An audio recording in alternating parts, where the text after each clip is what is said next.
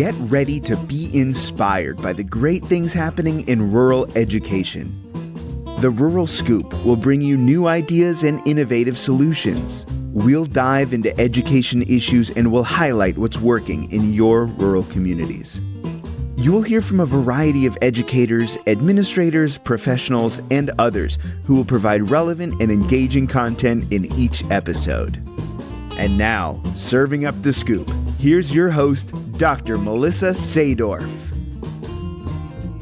Well, welcome back to the Rural Scoop, where we dive deep into stories, challenges, and successes that define rural education across the country.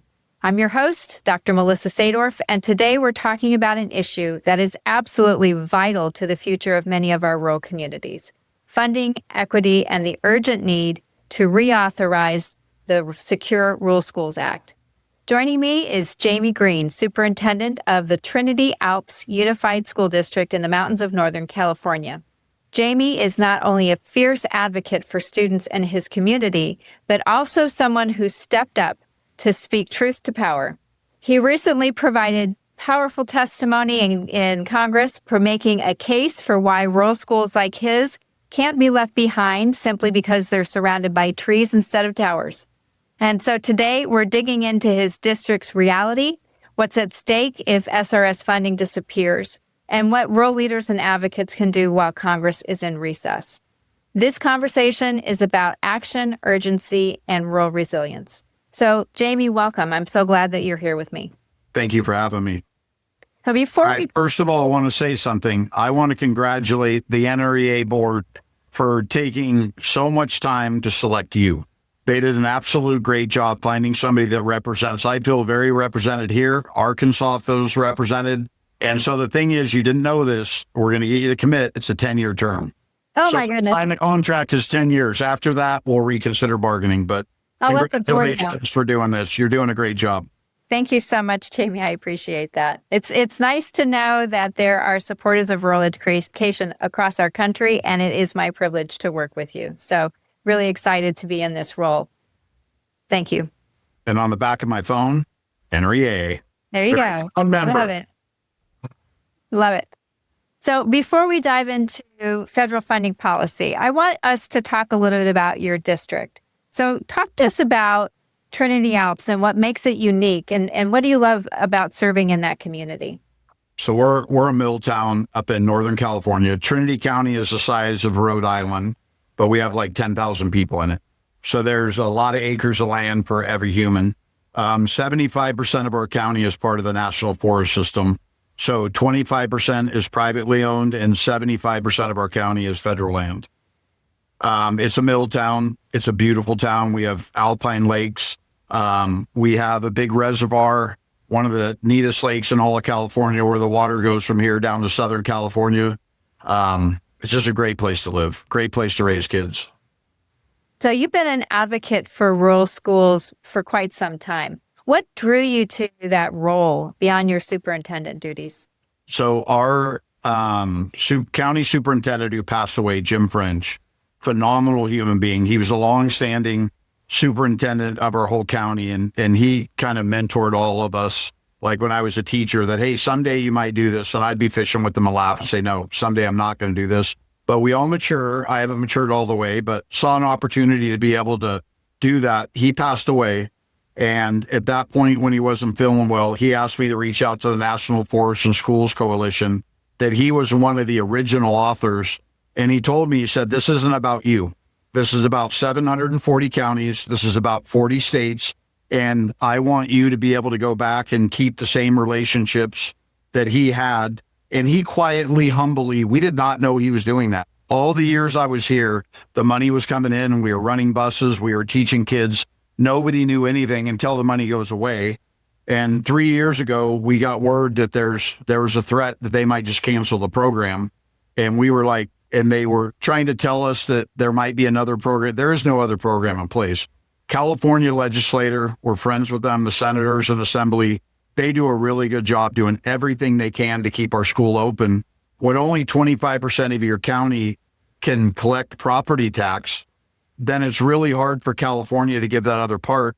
So just looking at this, a promise made in 1908, And we teach our kids that a promise is very important. The federal government and the president promised us that land, that what they made off of it, they own land, the profit, 25% would go to the schools, the roads, and the police, and they're quietly breaking that promise right now. So that is the Secure Rural Schools Act. Let's talk a little bit about beyond the inception of it in the early 1900s. For those that are not familiar, can you explain what it is beyond that it's forest land, and why is it so critical for counties like your county? So this is not a coincidence. NREA was founded in 1908. The Secure Rural Schools Act was also founded in 1908. I don't think that's a coincidence. I mean, if you're going to put 2 years together, and that's why I was so drawn to NREA, because NREA cares about everybody. So you can't just work within your bubble and work within your bunker. The right place to go was the National Forest and Schools Coalition and NREA. NACO has also been helping. But in 1908, it was simple. Congress said, we're the country where everybody has equality, everybody has the ability. And if you don't have public land, only the wealthy would control. They have 20,000 acres. Only they could hunt there. Only they could fish there. Only they could do that. So they recognized how large our country was for our population, and they planned ahead. So in 1908, Congress and Teddy Roosevelt said 25% of the profit off of land. So I told legislators this: I own 80 acres. If I don't pay my property tax on my 80 acres, the state takes my land back. So the federal government owns 75% of our county. There's trees, there's gold, they could do grazing. There's the minerals. We're going to all these other countries. They're right in Trinity County. They've done the LiDAR scans, but nobody wants to mine in their backyard, or they don't want to do this. So the idea was set up in 1908, run the Forest Service like a business. If you run it like a business, then you have Forest Service employees in your town. They're managing that land. So we've shrunk the workforce of the Forest Service, which hurts my school. It hurts our town. If they were running it like a business, we're doing efficient logging, like we're select cutting. So we're doing fire breaks, we're doing that. If there's areas that could be mined, where there's stuff coming out for the benefit of our entire country, our trees are worth billions of dollars, billions in Trinity County, and they haven't been touched. And we've had these giant wildfires in the West, and now both sides are saying, hey, we need forest management. So we could put where maybe years ago overcutting happened. Let's say that did happen. That's in the past. You could start today in the federal forest and you could select cut. And then when we have these droughts, we have these huge deaths of all our conifers because of bark beetle. There's not enough water. The land is overpopulated, so the water isn't there. And then we have these big kill-offs. Then the trees die, and that's the fire. So if the Forest Service kindly would manage our land, because it's ours, we wouldn't be needing the Secure Rural Schools Act at all. If they would let farmers graze, if they would run it as a business, then they would have no problem keeping their roads, their fire, their schools. But we got to extremism. And a lot of times we get to extremism on both sides. We cut nothing or we cut everything. And we all know in life as educators, it's always got to be a happy medium. You got to negotiate a truce with people. So our biggest hope is down the road that the Forest Service lands can be run as a business. And then these 740 counties have these amazing Forest Service workers that are taking care of the land, they're working the land, and they're managing it. But that, like in the year 2000, so from 1908, the receipts were fine up until about the year 2000. And then logging slowed down, mining slowed down, everything changed. So they went to Congress and they agreed to the Secure Rural Schools Act in 2025.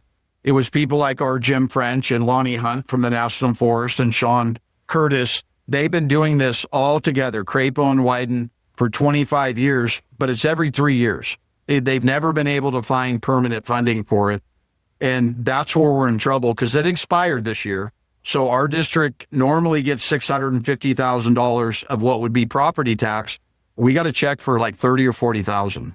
Mm-hmm. So our budget is, we shrunk everything. We didn't cut employees, but we're going to have problems with having buses that are too old.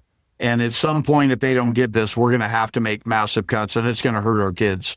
So where our heart is, we're trying to save these students in these 40 states and these 740 counties. Everybody's feeling it the same. You also noted that your county could lose $4 million. What does that mean on the ground for them? So there's 10 school districts here. So we get a share, so do the other 9 school districts. Our county office gets a share, and our county office does a great job here of helping us all out. Because when you don't have much, you got to work better together. We don't have the funding the rest of the state of California has. We understand that.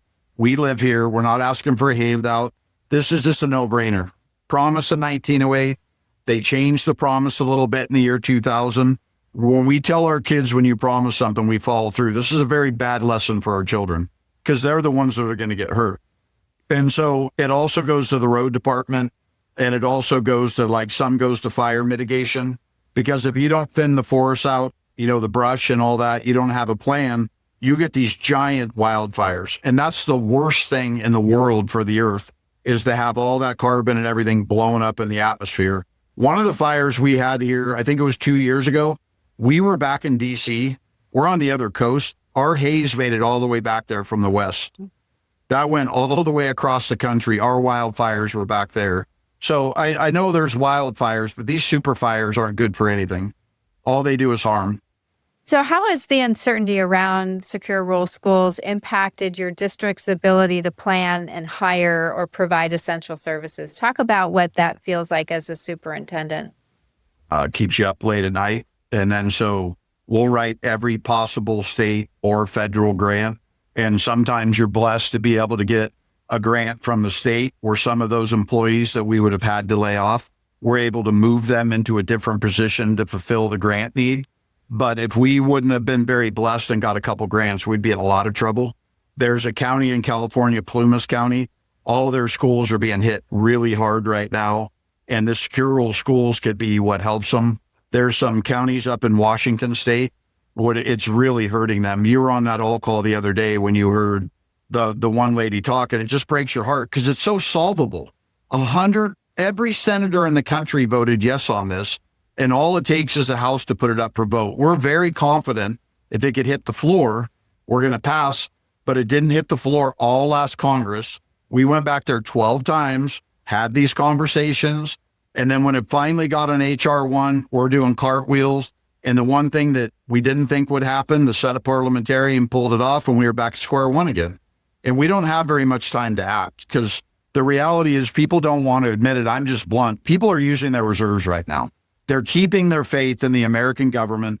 They're keeping their faith in elected officials, that this is so obvious to do the right thing that we're just going to keep staying positive and lead them to do the right thing. If they don't do the right thing, we're going to hurt a lot of kids.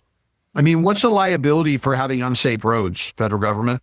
Like if you've given money and you had this promise and then you no longer give that money, and our road department, they're awesome here. I mean, they'd be willing to volunteer time. What's the liability for not having safe roads, guys? Come on. We live in a liability world. We've never threatened to sue them over this. We're not going to sue them over this. We're going to do advocacy. I don't believe in starting a lawsuit, and we demand it. We're not going to, the Lisa group I'm with, we're not doing that. We're not suing anybody. We need to win their hearts. Yeah. That's how you win. We need to solve it.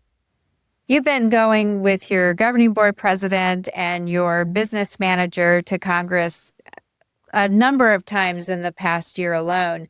What kind of response are you getting since you've been starting that outreach from lawmakers? It's been great. We thought putting in any district to do this, putting together a team, a publicly elected board president. So that's the same as the representatives. Your CBO can talk money, which I can't. She's a lot smarter than I am. So she could tell them specifically what we will lose and what we're doing. And then I oversee the district there. So we have really good talks because it's 3 people, and we're able to talk to either the congressmen or the senators themselves or their education staff, and they're absolutely listening. And they're very thankful because they know if you're going to fly across the country, this is important to you. And we never get negative with them. We don't threaten them. And if you don't do this, this is going to happen. You have to tell your story. So we're able to specifically, like when we were in New Goose's office, Cherie's able to tell them exactly what was lost, that we're spending our reserves, what's happening, because they want to deal with facts back there. They get emotion all the time. So when you put it in front of them, then, you know, Congressman Newgoose is like, yes, we have to pass this. And Congressman LaMalfa, Sam Dorsey there has been absolutely phenomenal. So Abby Callahan has been with Newgoose the whole time, and Sam Dorsey, and those two, one Democrat, one Republican, one vision. They have been working hand in hand the entire time. And I want to see, for those two staffers, I want to see this pass. They've earned it. They went above and beyond the duty, and they've made it nonpartisan. They have worked together as Democrat and as Republican, and that's been beautiful. So there's so much momentum, Melissa, but we're not done. You can't spend momentum. Yeah, true. And Jaime, right now, Congress is on recess. Yep. And it presents both a challenge and an opportunity. Yes. So what would you say to rural leaders, educators, rural advocates who want to support this cause during this time? What should they be doing? Abby Callahan in Newgoose's office, because Melissa, when we go back, we ask them, we don't tell them. We said, what can we do? Because when we were back there, they went on break early, which we were frustrated about. We're like, okay, the staff stayed. So we were there that week and we got to meet with them. And we asked Abby Callahan, she goes, we need more co-sponsors and we need people to go out to Democrats and Republicans when they're home, that's really powerful in like the town halls, or that if superintendents and parents would just go to their congressman. We need to focus on the House right now. The senators have already passed it. So although maybe send the senators a thank you card, all the work needs to be in the House. So if everybody can go to their representatives when they're home. So go to their home office, ask for a meeting, make a phone call, and then tell their stories. This is what we lost in our district. This has been here since 1908. And then the new act since 2000. And this is what's going to happen if you guys don't act. They have to pay for it. We heard that on our earlier call, that it made HR 1, which means there was money set aside for it. So the argument is, could they use that money and put up Senate Bill 356 that was voted? So ideally, if I'm asking in the world, if I could talk to other superintendents and parents, please ask your representative to ask Majority Leader Scalise to go into Speaker Johnson's office and say, put this bill up for a vote. That's all we need. We know we have the votes, but the only way we don't get it is it doesn't vote. And so Abby Callahan and Sam Dorsey, they both asked us to please ask the entire country to go meet their House of Representatives people at home base and ask them to either co-sponsor or simply send Mr. Scalise a text. Please put this bill up. So they asked us to advocate, and it's awesome when you go back there and you say, what can we do? And they give you a job. So they didn't just say there's nothing you can do. They said, if you want it to pass, and those two deserve it. So if they want to reach out to Congressman Newgoose's office, they could go through Abby Callahan. They could become a co-sponsor. If they want to reach out to Congressman LaMalfa's office, they'll go through Sam Dorsey, and he would put them up as a co-sponsor. Right now, there's 80 co-sponsors. They would love to see it over 100. Mm-hmm. So if the parents, people are always like, what can I do? It's just that one conversation. We know we have friends right now driving through a state, right? And they're going to go meet. They came from 3 other states to meet another congressman just to try to talk to him. We need all that to happen for this to pass. Yeah, I think what's really interesting, Jaime, is that you have people that are mobilizing in states that don't even receive secure rural schools monies. That's amazing to me. That's beautiful. A little bit about that. So if we look at it, and like NREA, this has always been their mission, that we bring all 50 states together for one mission. And maybe there's something that South Dakota needs that we don't need in California, but you hear the story and it's really important for South Dakota that my team would go help South Dakota, because we've got to help each other. And I think when Congress sees that we're working together, it makes it a lot easier for them to vote yes on it. Yeah. They're like, look, these guys did the groundwork and they're actually talking state to state to state. I mean, we don't want every state to be individual in their educational process. It makes sense if Arizona's doing something great, share it with Alabama. I mean, why do we reinvent the wheel over and over and over again in education? Everybody thinks they have the better way. Once we find a great practice, copy it. And the more we talk across state lines, the more it benefits every kid in the country. And I think when our federal legislators know that we're coming, and we're all helping. And it means the world to me that somebody that doesn't get secure rural schools realizes that 4,400 school districts are going to get hurt and they're willing to step up and help. Then we do the same thing for them when this happens to them on some other item. Yeah. Jamie, if you had 5 minutes with a policymaker who's still undecided on SRS, what is the one story or message that you'd want them to remember? I would tell them they made a promise to the American people in 1908, and they created beautiful Forest Service lands that we could all enjoy. But they made a promise when they took that land. So we don't have our hand out. You made a promise, fulfill your promise. And that's what we say to them. 1908 was this government, was the United States of America. They made that promise. Please just honor the people before you and complete the promise. So if somebody's listening and they want to support districts like yours, not just in this funding fight, but even in the broader push for rural equity and sustainability, what do they do? What do they do next? They reach out directly to their congressmen and their senators. We started with our congressman, Congressman Huppin. He's amazing. And we started with our 2 senators, and they agreed with us. So then we came home and we're like, well, what are we doing? But everybody in the other states didn't agree with us, and it wasn't going to happen. And that's when on our own, we said, we got to jump across state lines. And we went with NREA the first time. And then it's relationships. We started making friends in Louisiana in different places, and we talk common language. So like for rural, I think it's important to first go to your own representatives. And then when you meet with somebody else, they'll ask you, did you go to your people? Yes, they already said yes. So I'm just supposed to quit. And then I'm supposed to hope that somebody exactly like me is in North Carolina. That didn't work. We didn't have people in 50 states working on this.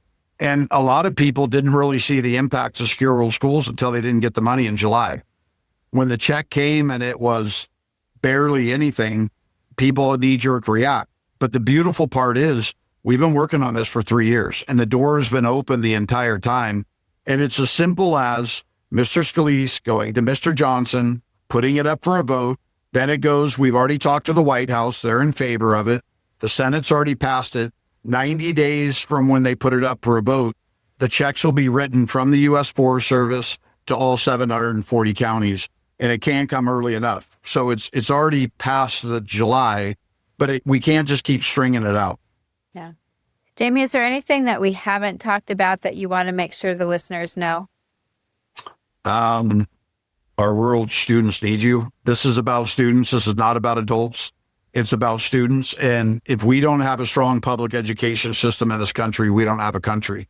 We don't know who's going to find the cure to cancer. What if it's a little girl in Arkansas and we greatly underfund that school and she never gets to go be a scientist?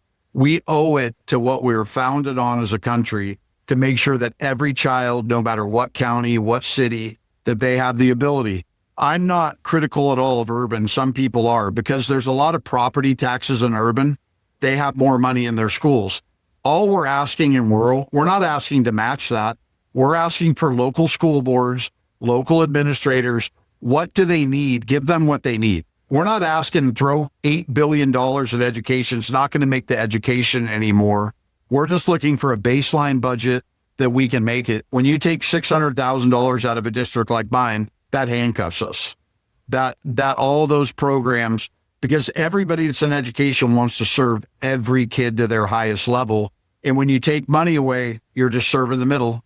Your lower kids, your higher kids, they're going to get left out, and that's wrong. And so this, like on this one in education in general, you know, there's people are like, we need the exact same dollars in urban. No, we don't. We need local school boards to have a budget to run their school. And I don't want to take away from urban and give the money to rural because they've been used to running their districts that way. We want to work with them and honor them.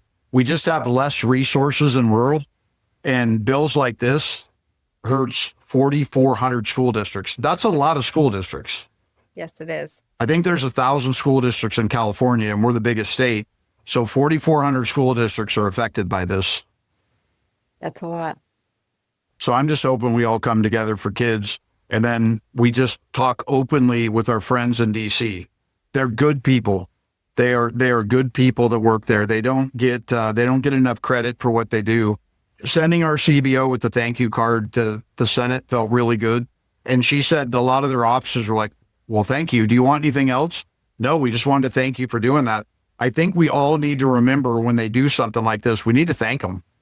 And not just, you got what you want, you move on and tell them thank you. Because there's a lot in education. We need help from the federal government. So when people say this is a state problem, we're the United States of America. I'm not buying that line that, hey, we'll give the money to the states and let the states deal with it. No, I don't agree with that. We're the federal government. The federal government owns 75% of Trinity County. And there should be some responsibility and there should be a partnership. We just want to be partners. So 75% of our county is owned by them. We cannot collect property tax. I'm supposed to go to the California State Assembly and say, hey, I'm sorry, the federal government can't afford this. Can you make up for it? They don't have the money. They give us everything they can. And the feds have been absolutely wonderful to us. And I really believe if we just stay positive and we continue asking and asking, that they'll come through for us. Because we don't have a backup plan. None of us do. That's true. Well said, Jaime. Well, thank you, not just for being here today, but really for your tireless advocacy on behalf of rural students, because it's leaders like you that are on the front lines telling the rural story that push this work forward and make it impossible for decision makers to look away. So thank you for that. It makes the job worth it if you're fighting for kids. And if everything you do, if somebody's a young administrator out there, somebody taught me this, every PO I sign, you look at it because you have adults in your building and everything else. And if you could say this is best for kids and your district can focus on that and never waver because of politics and this and that, but if you could just focus on students and not just your own, put yourself second, put other people first. So in your district, of course, you have to take care of your own students. So your focus needs to be there, work an extra hour a day and help the neighboring students. And then at some point, they're going to help you because you cannot do education by yourself. It is just too big. And the more we're talking about stuff like this and bringing up how positive education is, the teachers in this country are heroes. The bus drivers are heroes. The maintenance people, they get paid less to do a harder job, but they choose to do that because they love children. And that's the last place you should be stripping money from. They already dedicated their life to be a public servant, to make less money to be a biology teacher in a high school than what they can make in a lab. We got to reward that. We can't criticize that. And if we don't do that, these bright minds are not going to go into teaching. So we need to change this attitude about what schools are and have it be a very positive outcome, because the better the schools are, the better the country is. The best investment of $1 billion in the next 3 years is the Secure Rural Schools Act. You look at how big the budget is of the federal government. We've been fighting for 3 years to get $1 billion for 4,400 school districts, 740 counties, 40 states, $1 billion. And we're telling them that's all we need. We're not asking them to double it or anything else. We founded our budgets based on a promise. We're just asking them to honor their promise. That's it. Nothing new. Just honor their promise. And then the kids of this country hear that when all the people that went back and advocated, that the people that they look up into Washington, D.C. did the right thing. Melissa, they did the right thing. Even though there was political pressure to cut all the money and claw everything back, they didn't. They didn't claw it back. They kept giving it to their kids. And that's the message. And if we work together, we're unbeatable. But by ourselves, we're not going to make it. Yeah, we are stronger together. Absolutely. Well, for my listeners, the Secure Rural Schools Act isn't just a funding line, it is a lifeline. It's a commitment to the kids and communities in our rural places that often go unseen. And as Jaime said, no child should be left behind because they live near trees instead of towers. And that's a message that we all need to echo. So while Congress is on recess, the clock is still ticking. Now is the time to raise our voices and call our representatives and share our stories. It really is time to advocate boldly for rural education. So thanks for listening to The Rural Scoop. Don't forget to subscribe, leave a review, and share this episode with somebody that needs to hear it. Until next time, I'm Melissa Sadorf, reminding you to lean into that rural advantage because together we lead stronger. Thanks, everybody. Thanks so much for tuning in to The Rural Scoop. If you enjoyed this episode, be sure to rate, review, and subscribe. Your support helps us keep these important rural conversations going. And we'd love to hear from you, so feel free to leave a comment or share your thoughts. You can follow along and never miss a new release by subscribing on your favorite podcast platform or by following us on social. We're on YouTube at The Rural Scoop, Instagram at msadorf1, and X at msadorf03. The Rural Scoop is produced with support from Vela Educational Consultants. To learn more, visit velaconsultants.com. See you next time for more great discussions about rural education. And as always, keep leaning in to the rural advantage.